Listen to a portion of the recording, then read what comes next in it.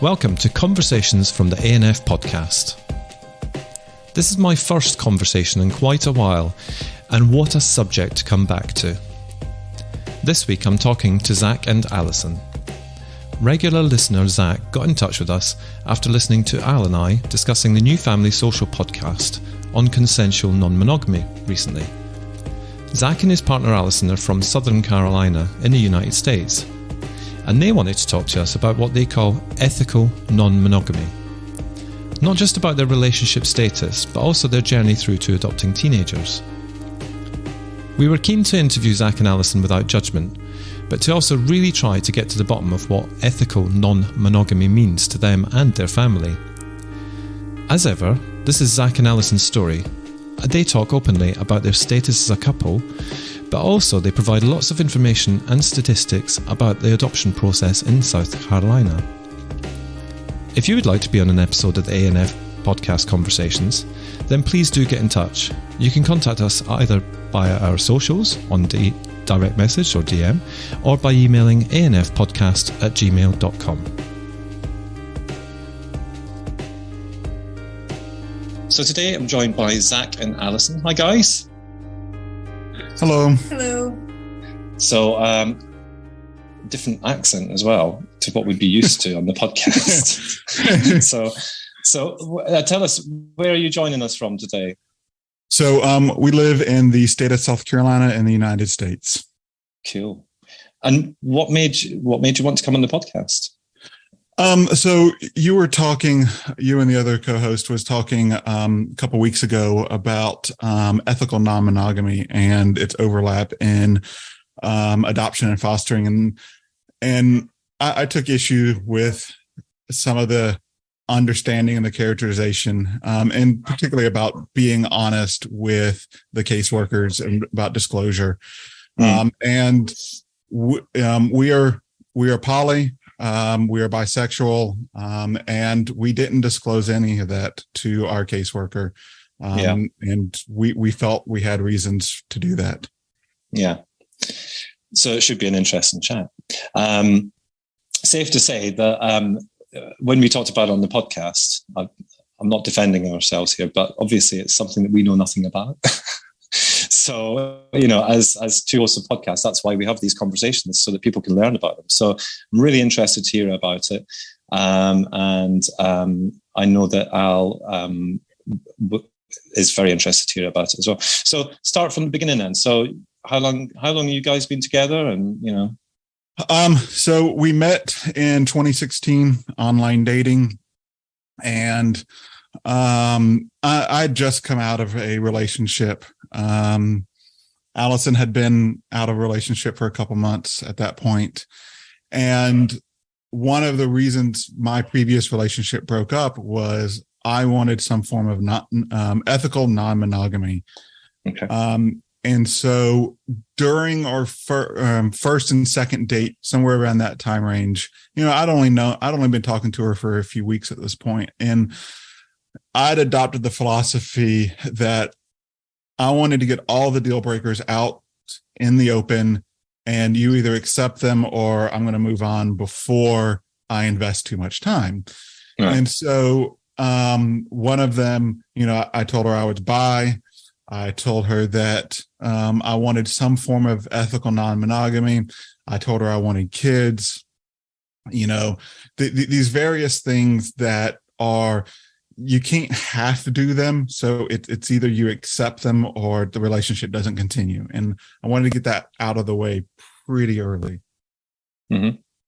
For me, I was open to kids, but I wasn't having kids for many medical reasons.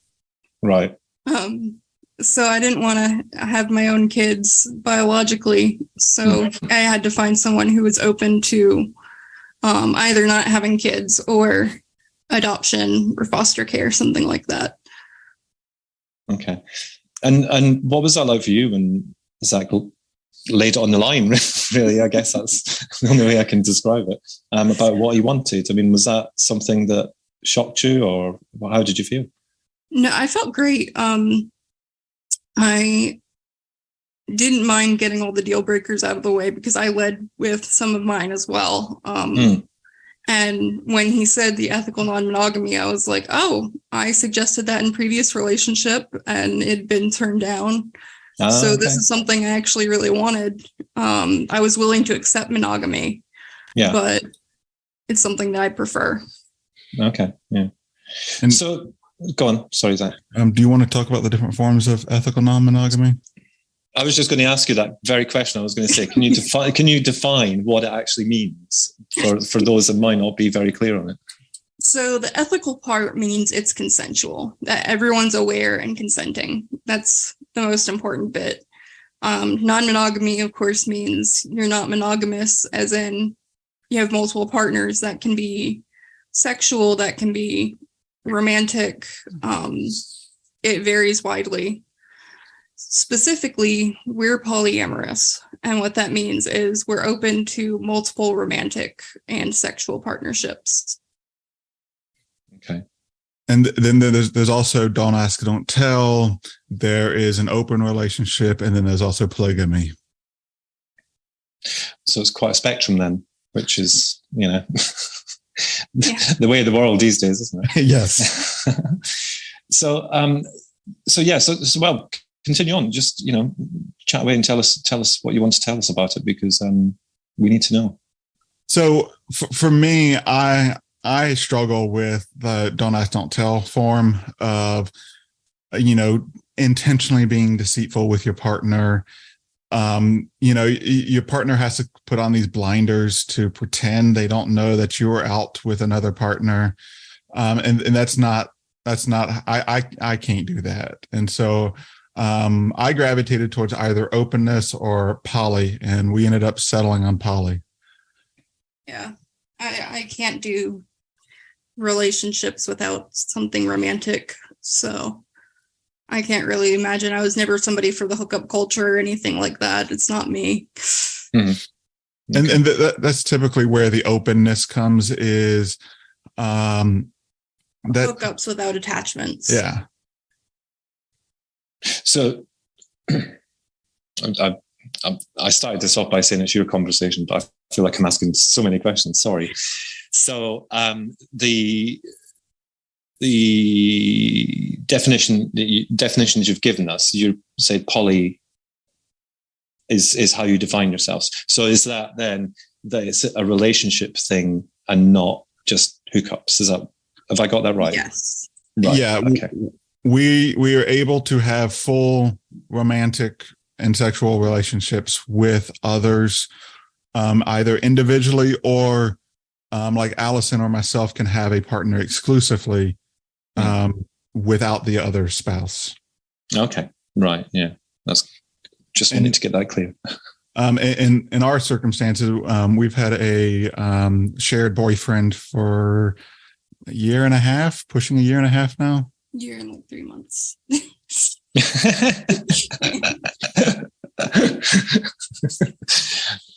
I'm sure she'll remind you of the anniversary when it comes around. Yes. So kids I always wanted kids. And I was fine not having biological kids.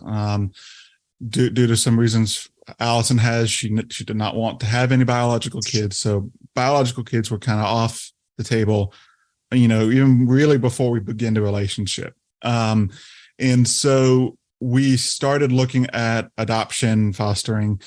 And initially I was more wanting younger. That was more naive, stereotypical adoption, younger. And in the training process, I've come to the realization that we probably should do teenagers. Right. And so that's where we ended up. And I wanted to give a little bit of statistics on the South Carolina system to help put it in perspective. South Carolina, it's in the South. It's very conservative. It's had a Republican leadership for decades.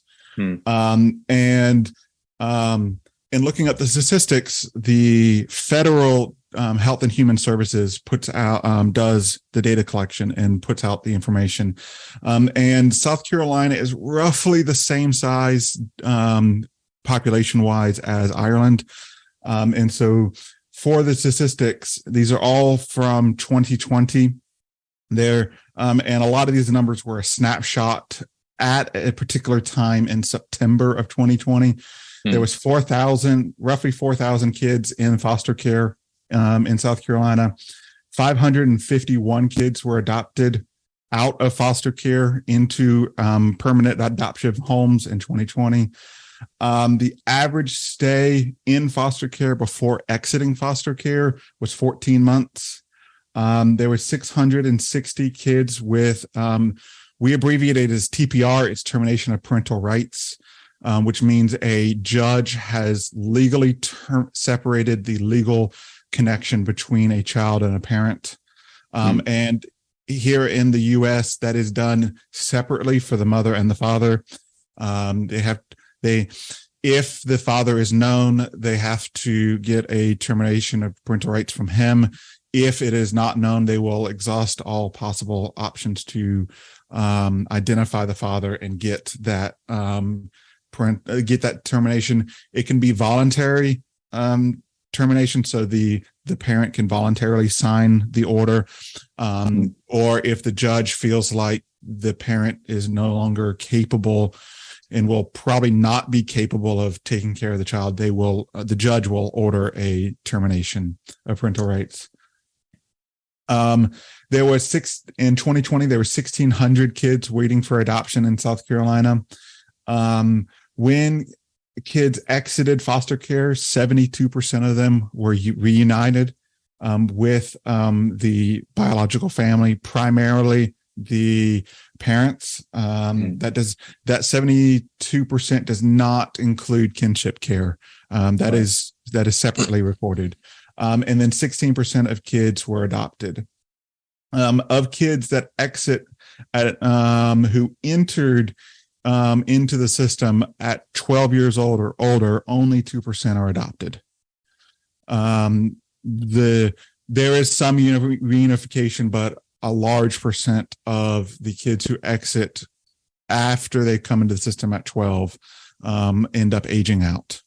5% of kids who are 15 or older are adopted. The vast majority of them are age out. And I'll email you the link to the statistics if you want to put. Yeah, that'd be really good, actually. Yeah, we can put that in the show notes. Yeah, I mean, it's interesting to hear you talk statistics that are quite thorough, because our system wouldn't record it quite as thoroughly. But what does surprise me is, well, I think the system in the US always surprises me anyway, because it's a little bit different to the one that we have here. Obviously, the majority of children in the UK are adopted as a result of being through the social care system and through neglect, abuse, etc. And we're talking almost all of them. Yep. There's very few babies that are adopted, etc. So I'm sure you know that already, because it sounds to me like you're quite well informed about the different adoption systems. But yeah, these statistics are all through the state agency, through the state child care agency. This doesn't factor in any private adoption. And in fact, we have a friend who did a private infant adoption. Right. And, it was probably, $35,000 and various fees. It's not, in the US, it's not legal to buy babies, but that's kind of what it turns into after all of the costs and fees that go into it. So just returning back then to what you said when you did the training about changing your mind on kind of the age range of children that you would consider. What was it that kind of instigated that change? It might sound a little sappy. They aired 2 PSA, public service announcement type commercials in the training, and it highlighted teenagers, 15, 16 years old that are in the care system, that, you know, they're in need of help too. And one thing that also stuck out to me in the I'll go more detailed of what the training looked like, but in one of the early orientations, really before it's like more of an informational tutorial. One thing that stood out to me was the trainer person said basically to the effect of, if you're here for a 7-year-old or younger that is not part of a sibling group, just leave now. You're not needed to go away. And after getting in and looking at the kids who are in the system, there are extremely few that are available for adoption that are under the age of 10. Right. Almost exclusively all teenagers. Okay. And the training process looked like for us was you signed up through a website that got you your basic contact information, real basic information, and then you were dropped in to we did this in 2020, late 2020, so all of it was virtual. Yeah. The total process was about 8 months. And so they dropped us into an orientation where I would almost describe it as shaking out the chaff.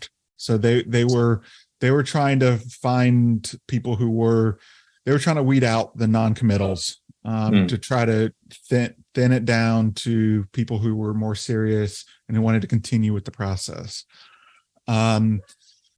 There was more filling out paperwork. Then there was 2 virtual sessions of training that maybe started at like 9 o'clock on a Saturday and ran until about 3 o'clock. And that was 2 Saturdays. And it was more the procedural, as a foster parent, you are a mandatory reporter for child abuse. If you're told child abuse, you must report it to DSS.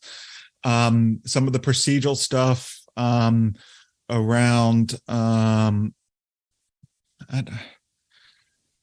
it was a lot of procedural stuff. Definitely no parenting type information. Okay. Some of it was bringing the house up to code. Yep. Things like that, what type of fire alarms you would need, those sort of basic things that you need to do to be able to become a foster parent or adoptive. Yeah. Highlighting the regulations around like swimming pools, about fencing and gate and latches. Did a short segment on shaking baby syndrome, and different various, I would call them basic parental child care of infants. Definitely not a whole lot of the older ages.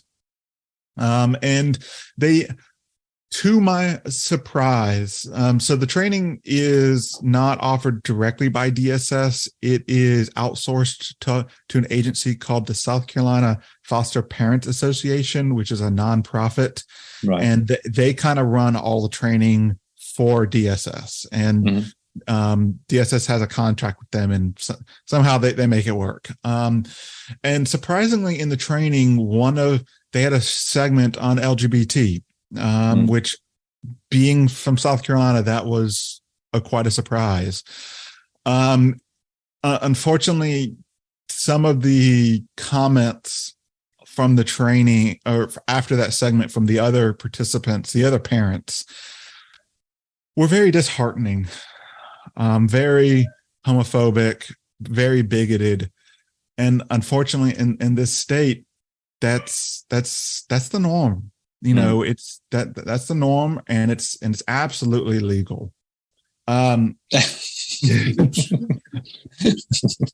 that just in case you're talking too long, Zach, that you were looking at Alison like that? Sorry, I'm laughing at the way he's moving the microphone towards me. One guy, the very bigoted opinion was, talking about genders and stuff, and some guy just goes, Yeah. Oh, well, they don't know at that age. They just don't know. That never crosses their mind unless we tell it to them, basically, was what he was getting at. And Right. And he was already living with the child.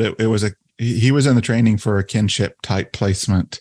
And so he already knew the child. Child maybe been 8, 9, 10 years old, and very, very dismissive. The attitude that he gave me was pray away the gay, that if you just pray hard enough, the gay will go away. Unfortunately, that's, conversion therapy and pray away the gay is still, even in 2022, it's still very common in this state, and it's entirely illegal. Yeah. I mean, I have to say that from what I see on social media, obviously, the last kind of, 2 years in the US, it seems to be taking backward steps instead of forward steps. And, the hope was with the new administration that things might change. But I mean, it's just... Unfortunately, here in the U.S., the states hold a lot of power, and particularly the government, the governors of the states, and the legislative body of each state. And South Carolina is one of the states that passed a transgender sports law that bans. Basically, the biological sex is the team you have to play on, no exceptions. Yeah. And one of the reasons, so later on in the training or in the licensing process, we ended up having some one-on-one sessions. There was a 30-minute house check. Basically, they come in, they look at the house, and that, not much more. Then we had about an hour phone call with a caseworker. And she asked questions, and we made the conscious decision not to disclose that we were poly. In 2019, there's a religious, a Christian religious agency, nonprofit here in South Carolina called Miracle Hill. And in 2019, they petitioned the federal government to ask for a waiver from an Obama-era regulation that prohibited discrimination based on religion. And they, with the help of the state of South Carolina, pressured the federal government and got a waiver so that they could deny working with families based on religion alone.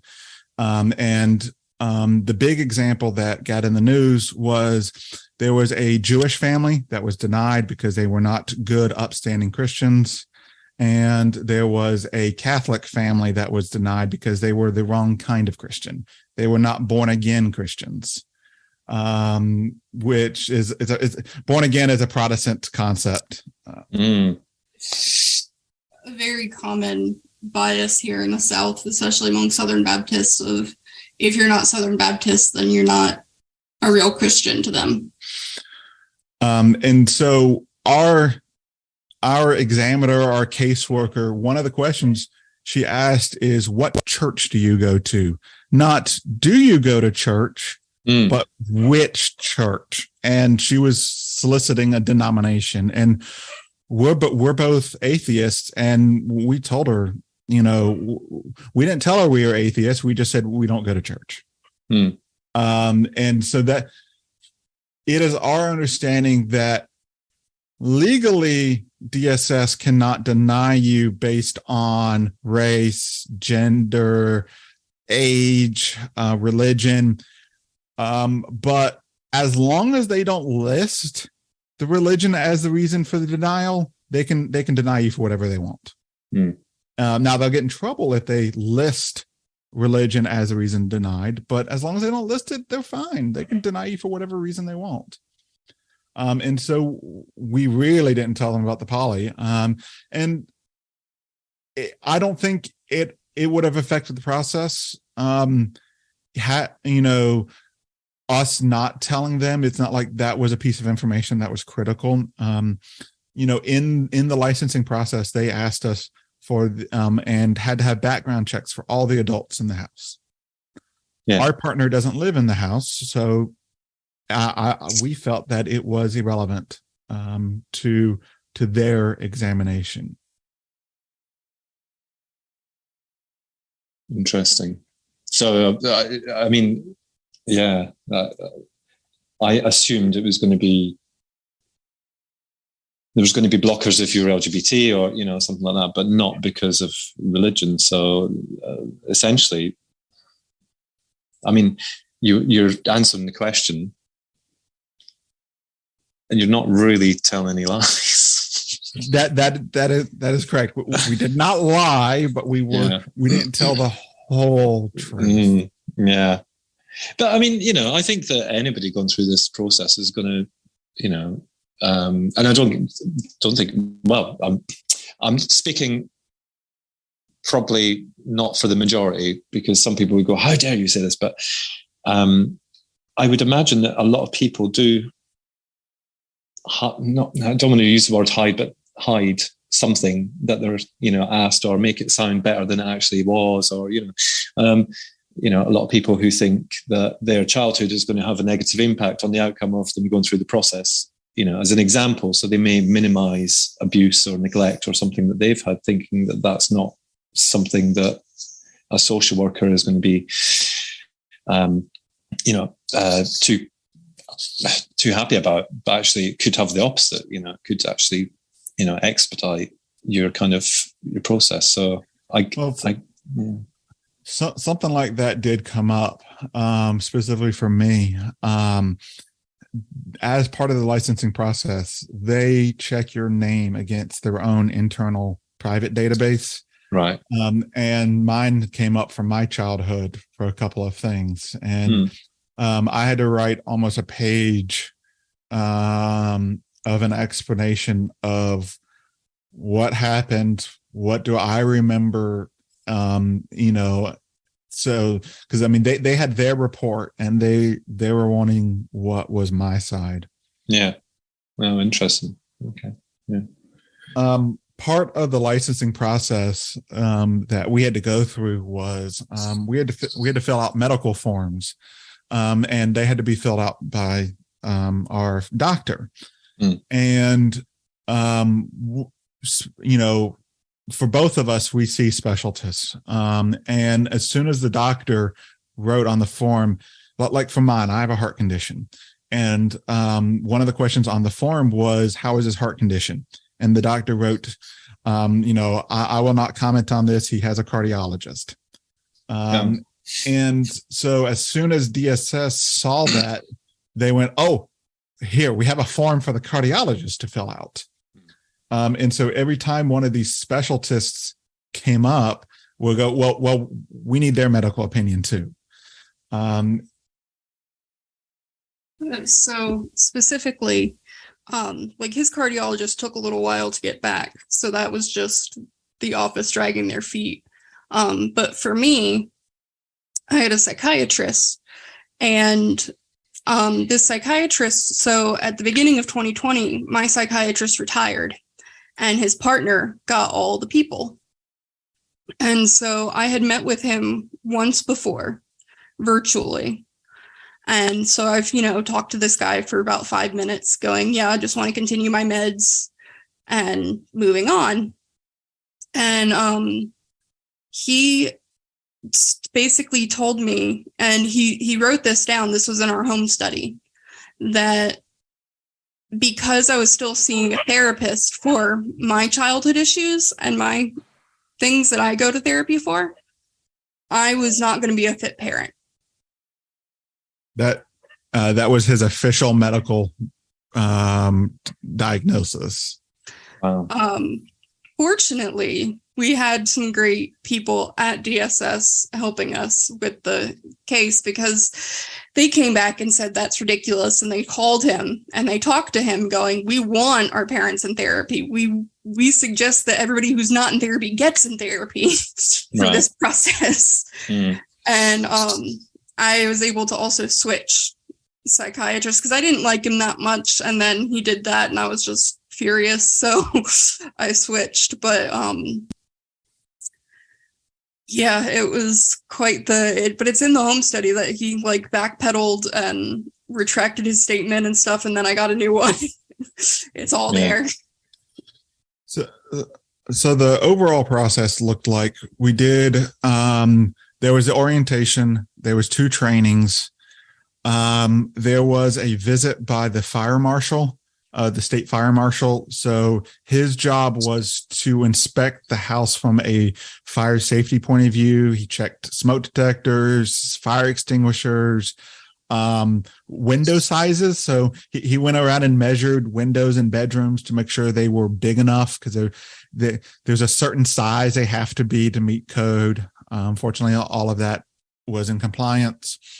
And then we had a woman from DSS do a home visit and check the overall condition of the home. And then we had a roughly 1 hour session, individual session with a caseworker. And that was really it as far as our interaction, either in person or virtual, for the entire licensing process. There was no panel. There wasn't that concept to get the licensing to be a licensed foster parent. And in order to adopt from foster care, you have to be a licensed foster parent to begin with.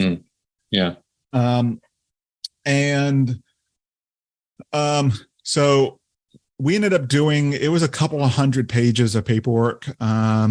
They wanted, like one example of like paperwork is they wanted bank statements. They wanted, they didn't just want like pay stubs and stuff. They wanted 3 years of tax returns. So once you print that out, like each tax return is like 100 pages. Yes. I don't think we have that here, thankfully. I mean, we have software that helps fill it out, but the complete, it's called a W-2. The complete W-2 form is like 100 pages per year, and they wanted 3 years worth. Go. And so we also had to fill out paperwork like firearm safety, that says if you have firearms in the house, that they are locked up, that they're stored properly, about pools. There was a corporate punishment agreement that stated that corporal punishment may not be used. There was one thing that was sobering and eye-opening was they called it the child factor checklist. It's about 8 pages, and it's a rating score of between 0 and 5 or 1 and 5, something like that, of what is your willingness to accept a child with XYZ. And 0 is not at all, and 1 is absolutely. And so, or 5. And so they asked, like, the common of, age range, race, gender, whether they'll come with siblings. And then they started going into some like diagnosis of, do they have disabilities? And they list specific disabilities. And diagnosis is, have they been diagnosed with bipolar? Have they been diagnosed with schizophrenia? Have they been psychosis? All, there was hundreds of these diagnoses that, would you accept a child with this? And some of the other ones that were more eye-opening was a child that's been convicted of a felony, someone that's been convicted of arson, someone that's been convicted of abuse, of child abuse themselves, or sexual abuse being the predator. One was, would you accept a child who was currently pregnant? And generally in South Carolina, if the mother is also in foster care, the child will immediately go into would be under foster care, and then they will decide if it is best for the baby to stay with the mother or not. So there was like 8 pages of that child factor checklist, and a bunch of other paperwork. And from the time when we started the process until we heard back that we were licensed, it was about 8 months.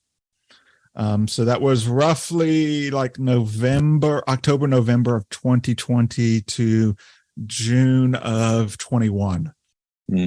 What a time to be alive that was. Yeah. I mean, did that have an impact on it? The fact that, it was all virtual, or I think that severely degraded the quality of the training. There was in the training, I felt like there wasn't that much of peer-to-peer conversation. Yeah. Mm-hmm. It was mainly instructor to peer, to student or to parent. And I also felt like some of the processes were a lot slower because of COVID, like doing the home visit schedules, getting the fire marshal out, things like that. A lot of that was slower because of COVID. And so once we got our license, we started looking at kids. And in South Carolina, they have the portal. They just call it the portal.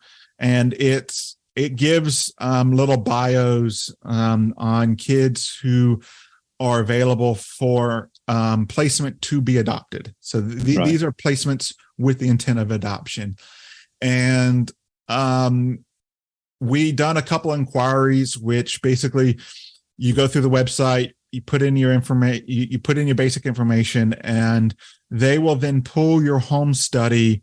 The caseworker for that child will pull your home study, review your home study and all the information you filled out, and see if you're a good fit. If you are a good fit, they will then bring you in to a session where they are legally required to disclose everything they know about the child. So any diagnosis, any history, family history, they have to disclose it. And then from there, you then decide, do you want to move forward? And if you decide to move forward, then the caseworker will then inform the child about you and arrange to see if the child wants to meet you, and then arrange the first meeting. And so we did a couple inquiries, and after talking with the caseworker for the child, it really wasn't a fit for us. And so what we kind of just, not put paused on the process, but just kind of, a little bit backburnered it. And our caseworker asked us, we were talking to her about, options, and she I don't want to call it guilt tripped, but she definitely laid on thick about becoming emergency placement.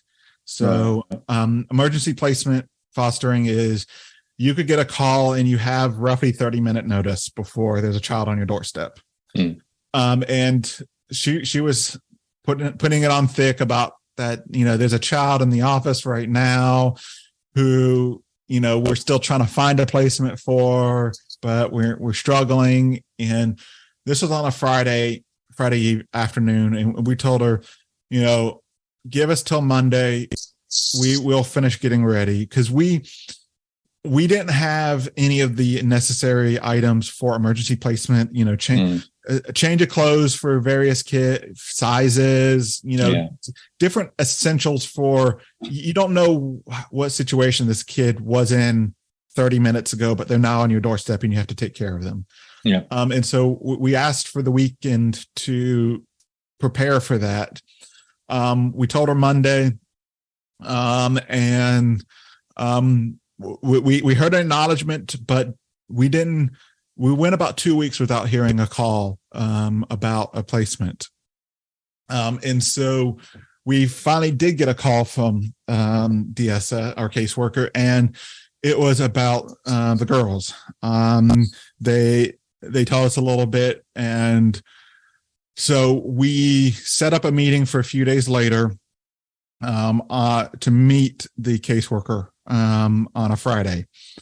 And in that session, it was the girl's caseworker and her supervisor.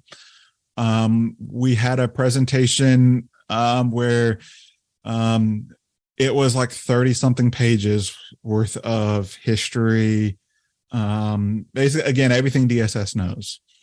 And I feel bad for the caseworker, but apparently it's their procedure. They have to read the entire document aloud. Okay. So it was about 2.5 hours to read all of that information. And one thing I thought was interesting is they don't put any names of like family. It was maternal grandmother, maternal aunt, mother, father. It was no actual names. It was just their relationship status. And so that was on a Friday, maybe 4 or 5 o'clock. We got out of there on a Friday. And we emailed her Monday, or we emailed her over the weekend saying we wanted to move forward. And the girls at the time were 15 and 17, a pair of sisters. They'd been in the system for a while. And so Monday, Tuesday, still working on logistics, informing the current foster parent about the potential change in placement. And we meet the girls for the first time on that Wednesday. So we're just a few days after learning about them. We meet them for the first time in a park here in town. And we end up going to dinner with them. It was 2 hours, 3 hours or so. And excuse me, my leg hurts. And in there, we're just trying to get to know them. It was very awkward at first. It's like a blind date from hell. The stakes are really high. The power differential is really high too. We are not on equal footings, as far as what's at stake, what's at risk as the girls. They're shy, they're nervous, so are we. Yeah. But we end up talking to them, and they only found out about us Tuesday. So the day before meeting us, they found out about us. Yeah. And what they found out about us was very light on details. And so a lot of the introduction was telling us about us. And, later on in the conversation, it'd be like, if y'all came to live with us, these are some house rules. This is what, the structure would look like. Here's our pets. And so we finish with them Wednesday evening, and due to some circumstances on their end, they needed to leave pretty quickly. And so they ended up moving in with us that Friday. So like 2 days after meeting them, they were moved in. Fast. Yes. And unfortunately, the stereotype of how to spot a foster kid is look for a child carrying their stuff in a plastic garbage bag. Yeah. And unfortunately, this was the case too. Yeah. I think that's quite common across the world, actually. Yeah. It's and I remember probably 6 months or a year ago, y'all actually did a talk to someone with an organization that was working to give bags to that, and that episode was such heartbreaking, but eye-opening at the same time. Yeah. And then seeing how they came, it was very emotional because it's they had all of their possessions that they had in essentially trash bags. Yeah. I think we can all agree that's not the way we'd want to treat any child, is it? Agreed.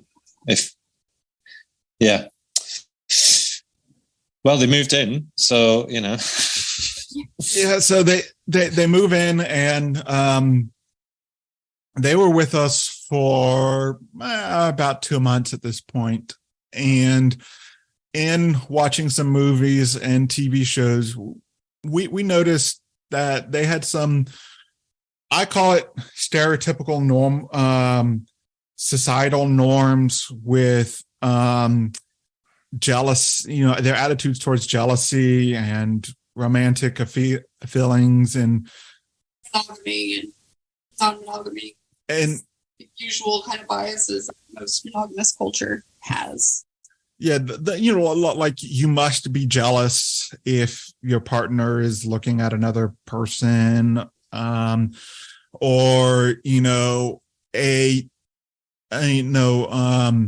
an affair, a cheating. It must be an extinction level event. It must be broken up. Classifying almost any type of glances or an emotional affair as full right cheating. So some of these we thought very toxic viewpoints. And so we decided to tell them about us being poly and us having a boyfriend. Because at this point they didn't know that there was a boyfriend involved. And there was the reaction was a little bit shocked, a little bit worried. One of them mentioned that, the first thing that went through her head was, this is somehow gonna break up our marriage and destabilize the home. And we try to reassure her that that wasn't the case. That in fact it probably makes our relationship stronger.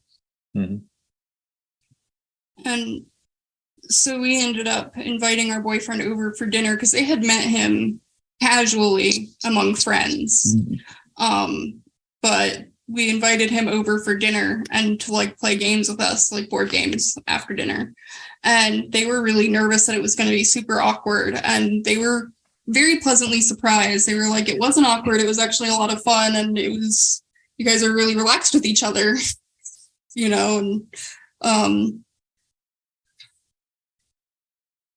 so they were relieved. And so they were placed with us in around October last year, and with the intent of adoption.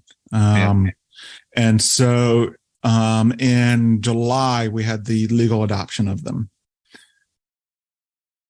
Okay, so that's still quite recent then, isn't it? Yes. Yeah. I mean, they've only been with us just a little over a year now. Yeah. I mean, so there's a couple of things, if I may.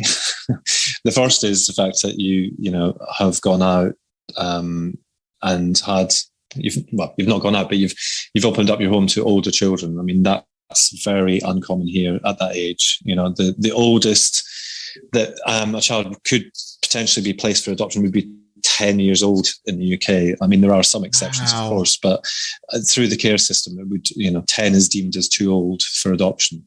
So, there's that. And I think, they classify it as a special needs adoption here. Yeah. So, anything over, I think, age 10 and sibling, either one of those criteria, and it's classified as a special needs. Right. Yeah. I'm with you. Yeah. So to have young people placed that are that old is remarkable, really, in my head, because that just doesn't happen here. I mean, obviously you have things like, step parent adoptions and things like that when children are older, that sort of stuff does happen, but certainly that age, children would be in foster care or residential settings, until they were kind of 18, and then they'd be supported beyond that, hopefully. It's a bit of a lotto in terms of whether they do or not.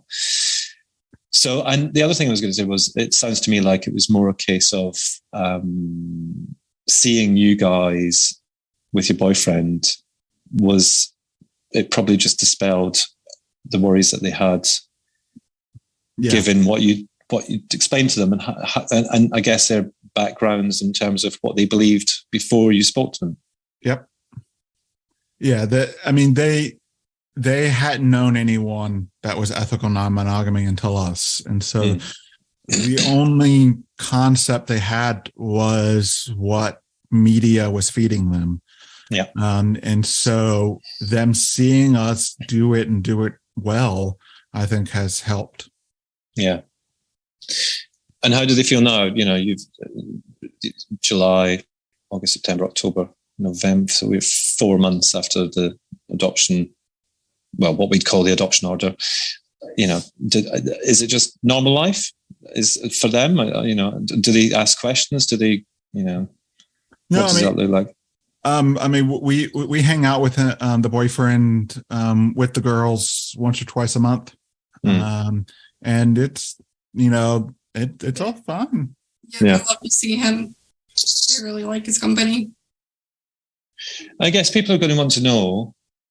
I think maybe they won't want to know. Maybe this will just make them turn off. I mean, you know, this isn't something. No, to me, it doesn't sound like it's something that's, you know, almost deviant culture where, you know, you're slaughtering lambs to have them on the, you know, on that sort of thing.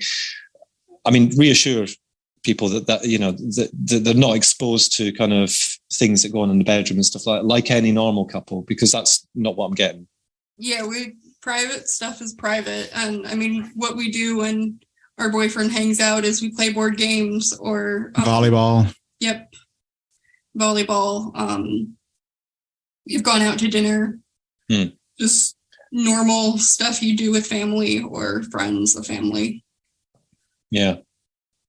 And do you find, because obviously you knew him before the girls came along, do you find that that's had an impact on that relationship in terms of, you know, how you see him, when you see him, how often, regular, etc.?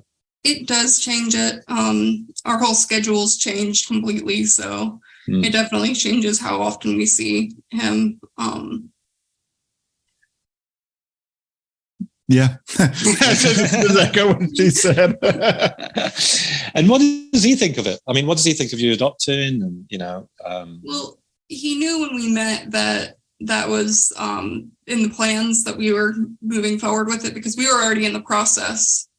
And we had already been licensed when I met him, because I met him first. Okay. And so he knew that things could change. He knew that, you know, at any point we could get a call and everything would be different. And he's been really good about it. Right. You know, I think going into that, knowing that this would happen, you know, at some point made it a lot easier than blindside him with it. And so my last question, really, plans for the future. I mean, you know, clearly you're in a relationship with this man as a couple. I mean, do you plan on, you know, him moving in at any point, or, you know, is this the way it is and this is the way it stays, or, you know, or have you not even thought that far ahead yet? Currently this is the way it is, and this is the way it stays for at least a long time. I don't know what the future will hold. But current state of things, he wouldn't be moving in anytime soon. Yeah. If that were to happen ever. And we've talked about, you know, going back through the process and getting another placement at some point in the future. Because, I mean, it's, you know, in 2 to 3 years, they're both going to be either moved out or in college. Yes. So, you know, this is, you know, we don't have 10 years for them until they get to college. In our 30s, so yeah. And how do you think you would deal with the process the same way, unless there's major changes? Yeah, I mean, it's now a possibility for them to find out about our polyness, but I don't think it's going to be something we volunteer. Yeah. Okay. Well, And I was just one final question, really final question. Now, I mean, the caseworkers and social workers and stuff, you know, they disappeared out of your life. Yeah, for the most part, we're still trying to do. We got a little bit of more paperwork to around the adoption and stuff. And I will say the girl's caseworker, she is real great. Turns out she's also pretty liberal. Right. And she's also young. And from what we hear, caseworkers last about 2 years before they burn out. And for us, for her, we were her first teenage adoption that she's done. Right. I'm sorry about the dogs. No, it's all right. Don't worry. They're going crazy. There's worse things that could be happening, to be honest. So first teenage. So she had a lot of new stuff going on for her as well, but than focusing in on. Yeah. Okay. Yeah, and it was a little annoying with the process of, she would tell us one thing, we would ask for a little more details. She would go back to her manager and go and have to backpedal some. She wasn't quite familiar with all the ins and outs of the process, but she really did care for the girls, and the girls really like her. I mean, they still stay in occasional contact with her on a personal level, not on a professional level. Yeah. Yeah. But as far as support, really from the point of DSS, for the most part, they're done. Adoption's done. Congratulations. Yeah. Sayonara. Yeah. That sounds familiar. I mean, they are still on Medicaid, which is the state insurance, as a secondary to our private insurance. Mm-hmm. So if our private insurance won't cover something, Medicaid would pick it up. Right. We're not entirely sure when that ends. Does it end when they turn 18, or does it continue till some other date? We really haven't gotten a clear answer for that. And one day it's just going to stop working, and we're going to know. Yeah. Well, it sounds to me like you want to try and hold on to that as long as possible, really, doesn't it? Yeah. Yeah. Yeah. Something else, that one difference is, y'all have always talked about how y'all's therapists have to be, I think, Ofsted registered. Yeah. Here in the States, there's none of that concept. And the therapists have no issue dealing with things related to adoption, trauma related to adoption, or even unrelated. I mean, I've joked that we're single-handedly propping up the therapy industry in our area, because for 4 people, there's 5 therapists. Yeah. There's 4 individual therapists and then a family therapist. Yeah, right. Wow. I mean, yeah, I won't make the comment I was going to make, but it does seem like it's a big business in the US, and it's definitely not something that's kind of progressed that far here. But I would say that, therapy and counselling and stuff for young people who've experienced trauma has developed significantly. Sadly, adopted adults can't access it quite as easily. And like you said, the therapist that they would deal with would have to be kind of registered to be able to provide those services. So there's no, there should be no kind of black market therapy going on and all that sort of stuff. But that's hard, because, we know that beyond 18, there's still issues that need to be kind of dealt with, if they can ever be dealt with, So, yeah. Well, listen, guys, we're coming up to the hour, and I just wanted to thank you very much for sharing so much with us, especially the facts and figures, but not just that, the experience that you have as well, because I think people need to kind of hear how different people live, but also to try maybe judge less based on what doesn't fit into their social norms. So I really do appreciate you coming on and talking to us, and for contacting us, actually, and for listening. Come to that, because obviously, clearly you listen as well. If you knew Ofsted, but yeah. So thank you so much for coming on, and I wish the 5 of you all the luck. Thank you.